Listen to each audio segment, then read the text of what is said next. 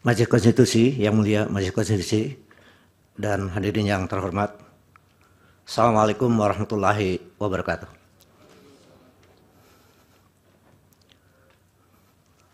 Mohon slide. Yang mulia, kami izinkan untuk menyampaikan kesaksian ahli dengan judul penggelontoran bansos oleh Presiden sebagai penyalahgunaan kekuasaan yang berdampak elektoral terhadap pemenangan paslon 2 tapi berdampak buruk terhadap perekonomian.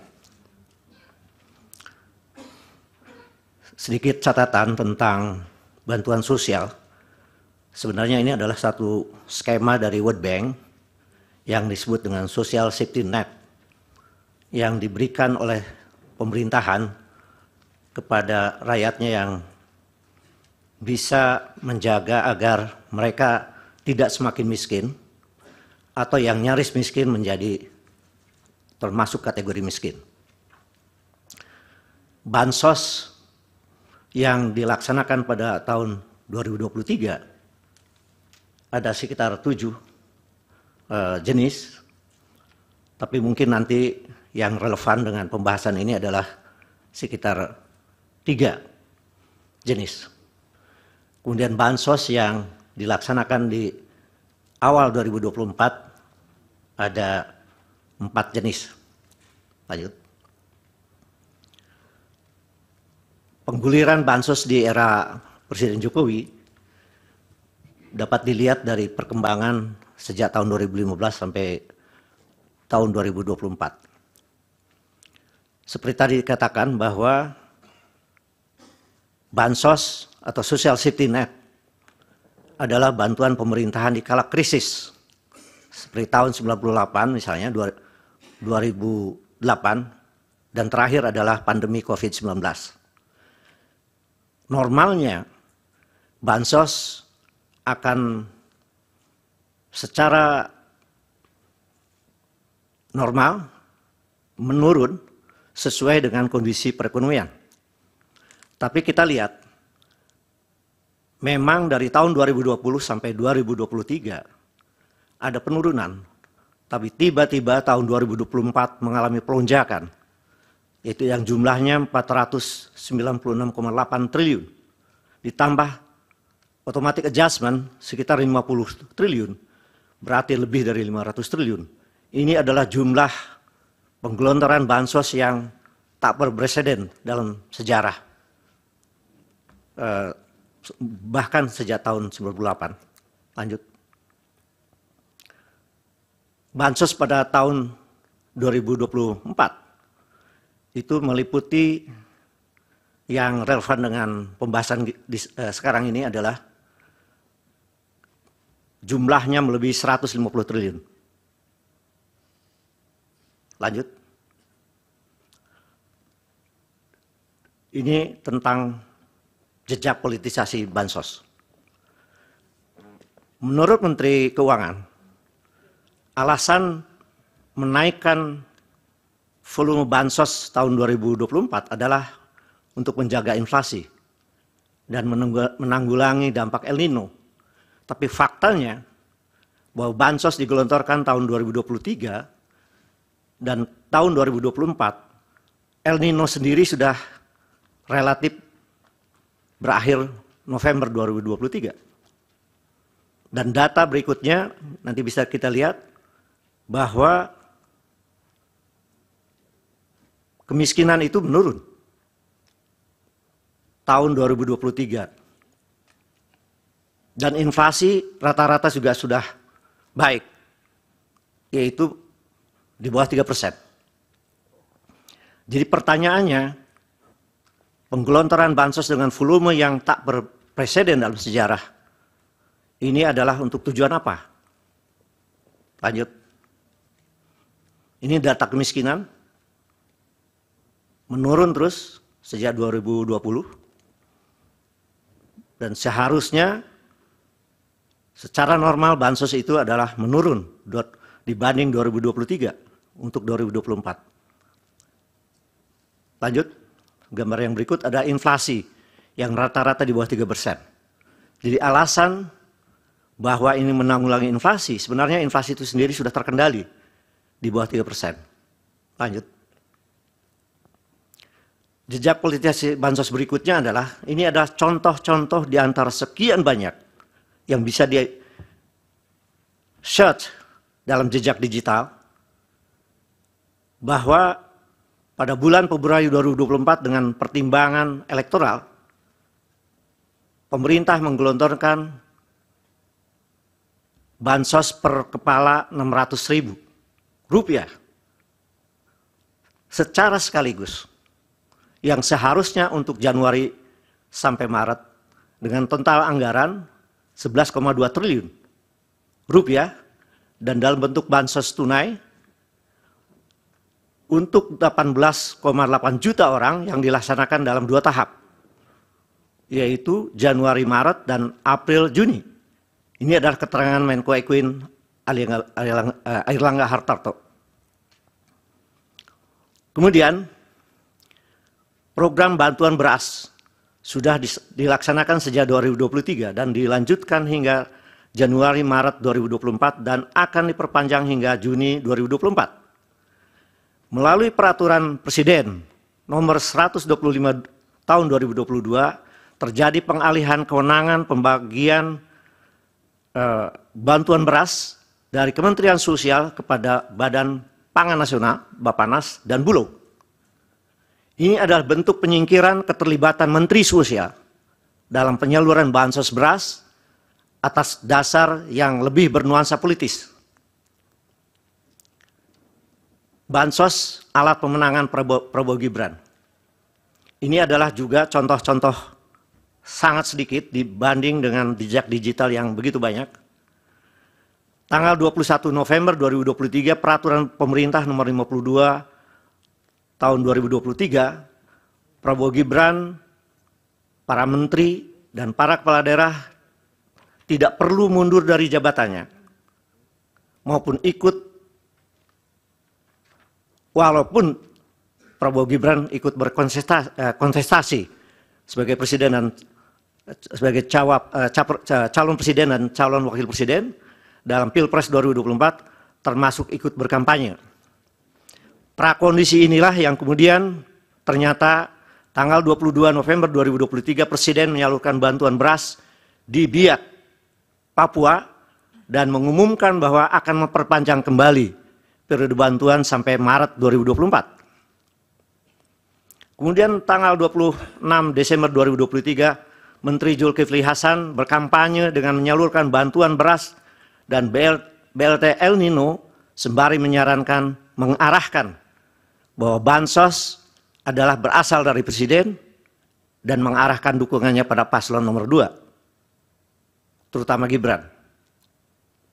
15 Januari 2024, Menko Airlangga Hartarto memberikan pernyataan yang senada dengan Menteri Perdagangan Zulkifli Hasan, yakni mendorong warga agar berterima kasih kepada Presiden. Maaf sebelumnya, berterima kasih kepada Presiden Jokowi yang memberikan bansos. Jadi ada personalisasi pemberian bansos dari kedua ketua umum partai ini. Analisis penyalahgunaan bansos untuk kepentingan elektoral. Pemberian bansos tunai maupun beras menjelang pemilu 2024 adalah bentuk kampanye terselubung oleh Presiden Jokowi untuk memenangkan anaknya yang sedang berkontestasi, Gibran Rakabuming Raka.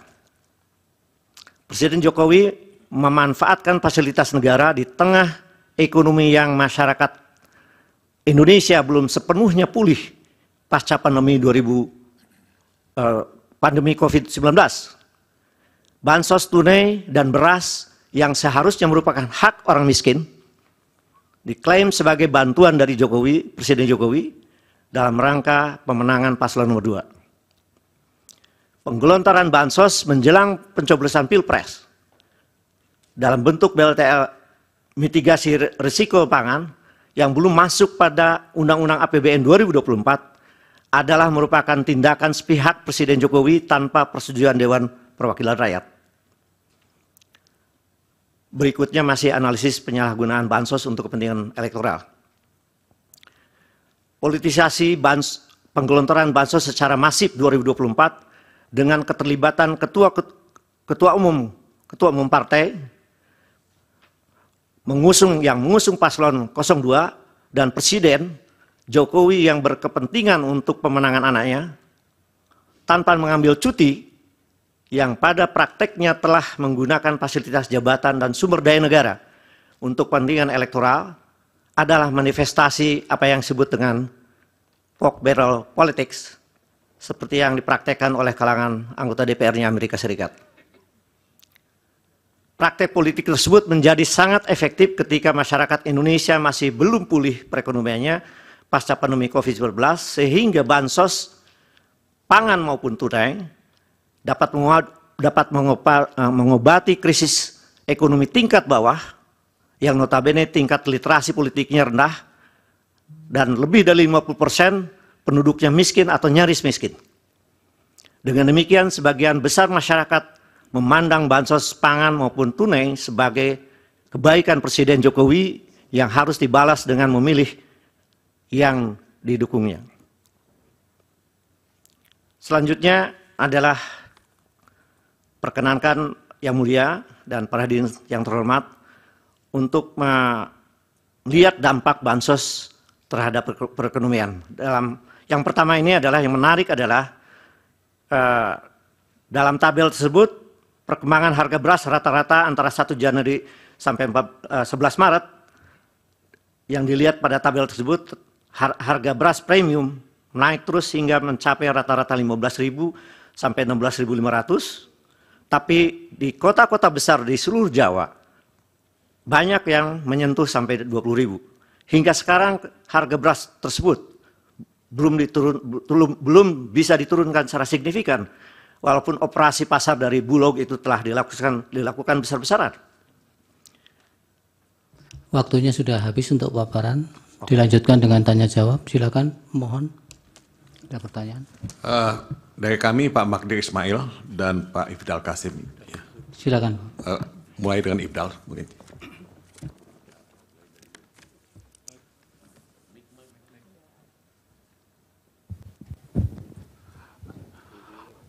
Terima kasih yang mulia.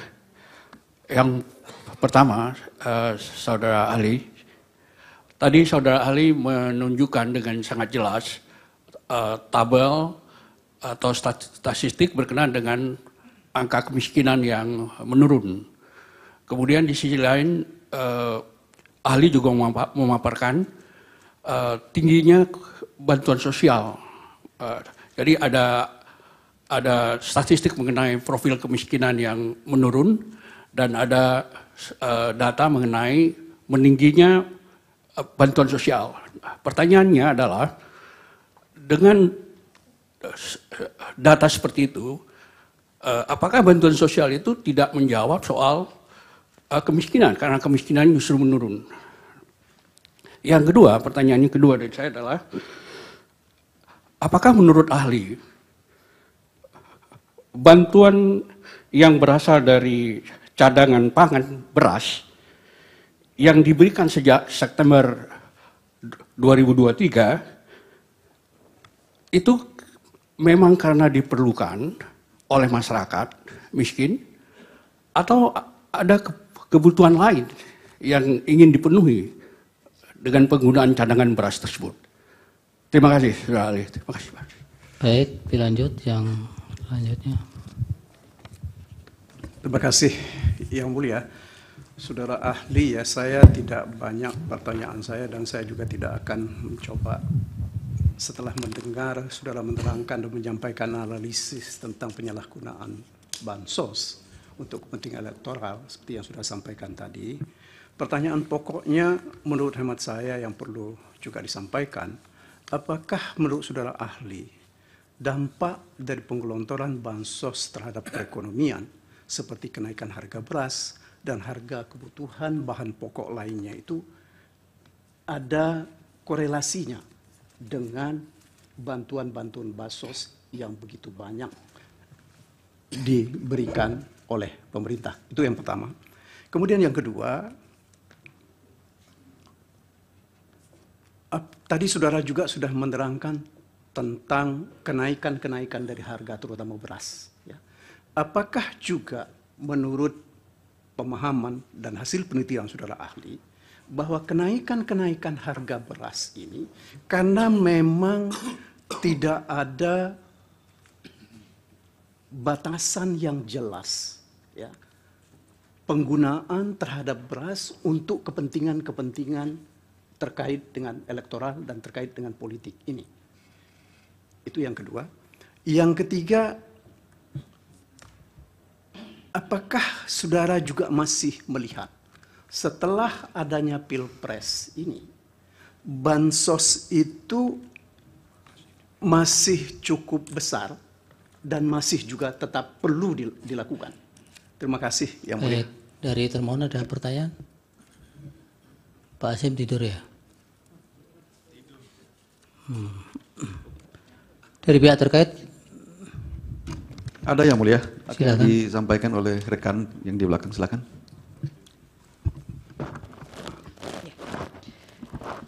Kami ingin mendalami pendapat dan paparan ahli yang tadi menyatakan bahwa El Nino seharusnya berakhir di bulan November 2023 sehingga bansos sampai dengan Februari 2024 diasumsikan sebagai politisasi pemilu. Kami ingin menanyakan kepada saudara ahli, yang pertama, apakah saudara ahli mengetahui dari BMKG bahwa El Nino itu diperkirakan akan berakhir di bulan Maret sampai dengan April 2024. Jika saudara ahli mengetahui, apakah ini juga menjadi dasar dari pernyataan atau pendapat ahli bahwa bansos sampai dengan Februari 2024 itu adalah politisasi, walaupun itu adalah bansos terkait dengan El Nino. Yang kedua, bansos ini kan nilainya konsisten dari tahun 2021 sampai dengan 2024 itu nilainya kurang lebih sama, stabil di sekitar 400 triliun. Mengapa hanya tahun 2024 saja yang diasumsikan oleh ahli sebagai politisasi bansos ini? Terima kasih. Izin melanjutkan yang mulia. Bagaimana pendapat ahli mengenai justifikasi atas pemberian dan penyaluran bansos ini dari berbagai macam peraturan perundang-undangan yang berlaku, baik dari Undang-Undang Kesejahteraan Sosial, Penanganan Fakir Miskin, beserta peraturan-peraturan turunannya. Karena kan hal ini, bansos ini dilakukan berulang kali dan konsisten sebagaimana disampaikan oleh rekan kami. Itu yang mulia. Terima kasih. Dari Bawaslu? Apakah, izin yang mulia, apakah saudara ahli bisa membandingkan pemilu tahun 2019 mengenai bansos dengan pemilu tahun 2024 ini? Agak keras coba Pak. Tolong ahli bandingkan penyaluran bansos pada tahun 2019 ketika petahana Bapak Presiden Joko Widodo maju sebagai petahana, dan juga pada saat ini ketika tahun 2024 ini ketika yang bersangkutan tidak maju. Apakah bisa dibandingkan dan bisa dibandingkan dengan APBN-nya lebih besar yang mana? Terima kasih yang mulia. Dari Hakim? Silakan Prof, dijawab singkat-singkat. Terima kasih yang mulia dan para hadirin yang terhormat. Mengenai korelasi antara angka kemiskinan dengan bansos yang saya sudah perlihatkan tabelnya tadi, bahwa secara normatif di berbagai belahan dunia yang mengikuti format World Bank, bahwa yang disebut dengan social safety net atau social protection itu menurun ketika krisis itu sudah mulai pulih. Nah, sementara yang terjadi bahwa tingkat kemiskinan yang menurun, inflasi yang terkendali, tapi malah bansos terutama 2024 meningkat secara sangat tajam. Jadi menurut saya ini ada kepentingan elektoral dari presiden yang notabene puterannya sedang berkontestasi di dalam Pilpres. Kemudian pertanyaan mengenai cadangan beras. Jadi dalam data yang juga ada di slide, bahkan di dalam paper saya, stok beras itu menipis. Jadi Januari itu kira-kira stok beras Bulog itu 1,4 juta. Dan setelah akhir Februari, stok itu sangat menipis, yang notabene kira-kira sudah tergelontorkan sekitar 660.000 ton. Nah, ada yang disebut dengan cadangan dalam masyarakat. Memang ada dampak El Nino, yaitu lambatnya panen. Tetapi itu ikut menjelaskan bahwa suplai yang kurang beras terhadap demand masyarakat yang meningkat menjelang puasa dan lain-lain, itu menjelaskan bahwa sebenarnya kalau tidak terjadi penggelontoran beras besar-besaran di Februari, termasuk juga bantuan tunai, saya kira harga-harga beras bulan-bulan Januari, Februari, Maret tidak sampai bulan ini, saya kira tidak akan setinggi itu. Jadi menurut saya memang ada korelasi antara penggelontoran beras di masa elektoral itu terhadap tidak terkendalinya harga sampai hari ini. Berikutnya adalah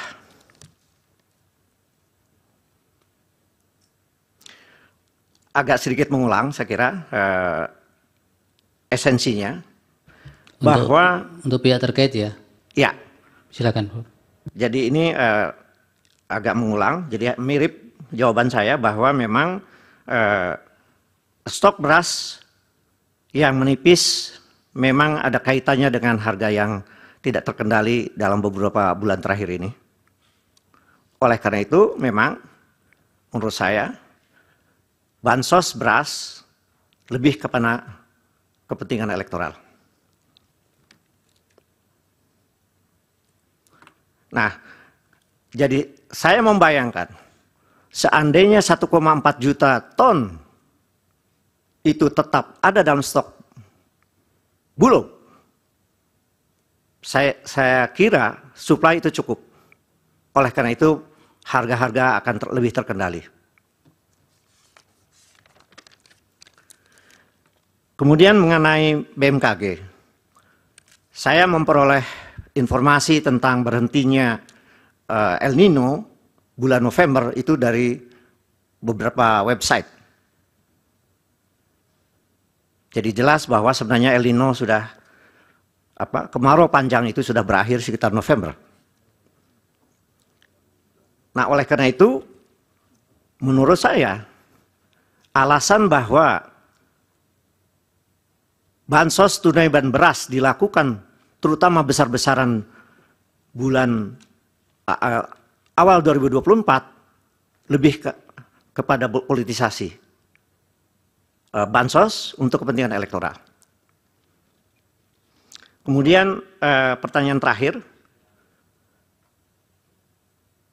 saya tidak punya keahlian sebagai seorang ahli hukum, mungkin nanti dibantu oleh tim hukum.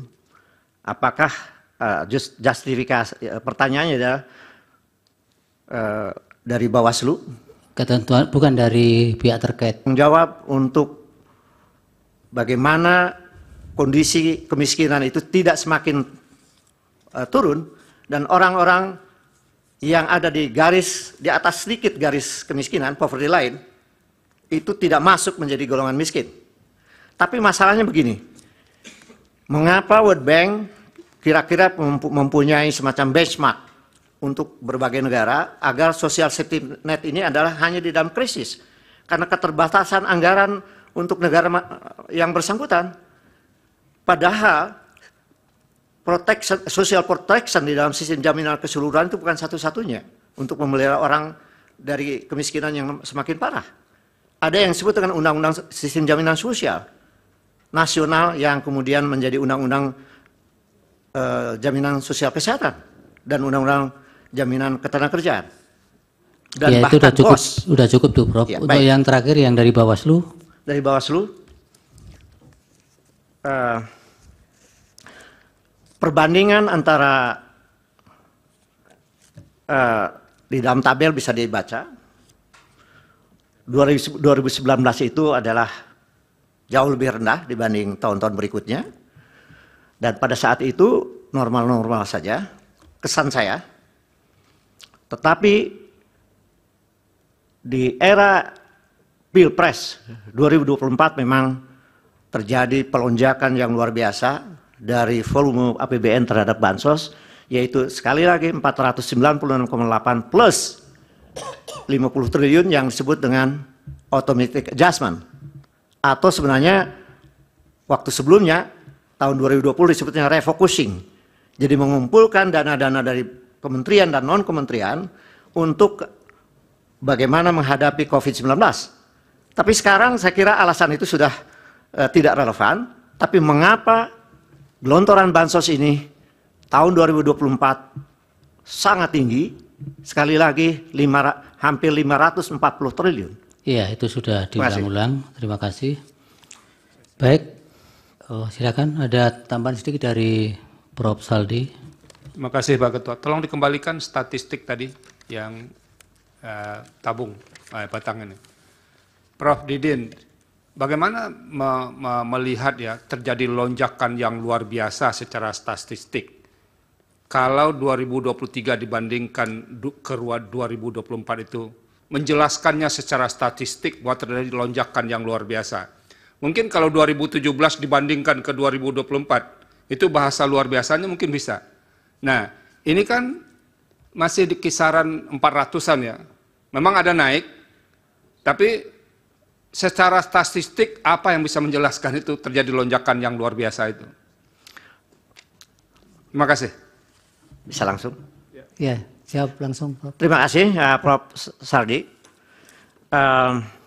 Jadi yang disebut luar biasa itu adalah 496,8, itu yang ada di dalam grafik itu. Memang belum dimasukkan yang 50 triliun lebih itu. Dan itu dinyatakan secara eksplisit oleh Menteri Keuangan. Jadi kalau itu gambarnya 540 itu lonjakannya luar biasa. Itu sebenarnya gambarnya belum masuk. Tetapi di dalam uraian paper saya itu ada. Ya. Tapi Prof, yang refocusing itu kan tidak hanya, betul. Sekarang bahasanya beda ya. Betul. Dengan 2024 itu. Tapi pemindahan alokasi untuk satu tujuan itu kan tidak hanya terjadi di 2024. Iya, tapi khusus artinya statistik ini kan bisa berubah juga karena belum masuk angka focusing itu di dalamnya. Betul. Jadi begini, saya baca keterangan Menteri Keuangan bahwa 50 triliun lebih itu memang ada untuk subsidi listrik dan lain-lain. Mirip dengan bansos yang lain. Tetapi saya baca konstruksi dari Presiden Jokowi yang akan meningkatkan bansos beras maupun bansos tunai dalam rangka El Nino itu jelas. Sehingga menurut saya dari 50 triliun itu sebagian besar adalah dalam rangka bansos beras dan tunai. Memang ada untuk subsidi listrik apalah begitu ya namanya, lupa saya. Kira demikian. Cukup, baik. Baik Prof, terima kasih keterangannya. Semoga bermanfaat untuk. Terima kasih Yang Mulia. Wassalamualaikum warahmatullahi wabarakatuh. Waalaikumsalam warahmatullahi wabarakatuh. Pak Mulia.